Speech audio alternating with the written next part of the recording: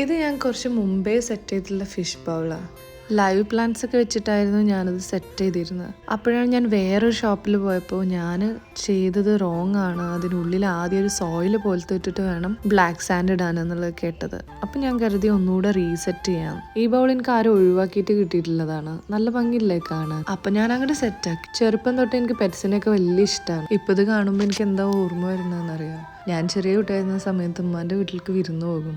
രാവിലെ ഞാൻ എണീക്കണ സമയത്താവും അവിടെ മീൻ വണ്ടി വരും. ഉമ്മമ്മ മീൻ മേടിക്കാൻ പോകുമ്പോൾ ഞാനും പിന്നാലെ പോകും. കറി വെക്കണ മീനാണ് കേട്ടോ, ജീവനുള്ളതല്ല. മീൻ ചൂസ് ചെയ്യുന്ന ആൾ ഞാനാണ് കേട്ടോ. ഞാൻ ഏത് പറയണോ അത് ഉമ്മമ്മ മേടിക്കും.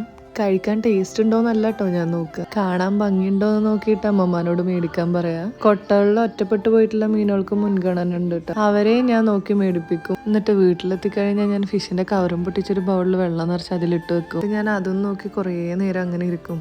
ആർക്കെങ്കിലും ജീവൻ വെക്കുമെന്നും കരുതി ഞാനത് നോക്കിയിരിക്കും വരെ എൻ്റെ അമ്മമ്മ വെയിറ്റ് ചെയ്യും കേട്ടോ. അത് കഴിഞ്ഞിട്ട് അമ്മമ്മ എടുത്ത് കറി വെക്കും. വെള്ളത്തിലിട്ട് ആ മീന് ജീവൻ വെക്കും എന്നുള്ളൊരു കോൺസെപ്റ്റിലാണ് ഞാനായിരിക്കുക. ഇമ്മമ്മക്കൊക്കെ എന്തോരം ക്ഷമ ഉണ്ടായിരുന്നു എന്ന് ഞാൻ ആലോചിക്കും. ഇന്ന് ജീവൻ വെച്ചില്ല എന്ന് കരുതിയിട്ട് ഞാനത് നിർത്തൂല കേട്ടോ. പിറ്റേന്നും ഇതേപോലെ ഞാൻ ചെയ്യും. ഇപ്പൊ ആലോചിക്കുമ്പോൾ ഞാനെന്ത് സൈക്കോ ആയിരുന്നു എന്ന് കരുതും. നിങ്ങൾക്കുണ്ടോ ഇതേപോലത്തെ സ്റ്റോറീസ് ഒക്കെ പറയാൻ? ഉണ്ടെങ്കിൽ കമന്റ് ചെയ്യാം.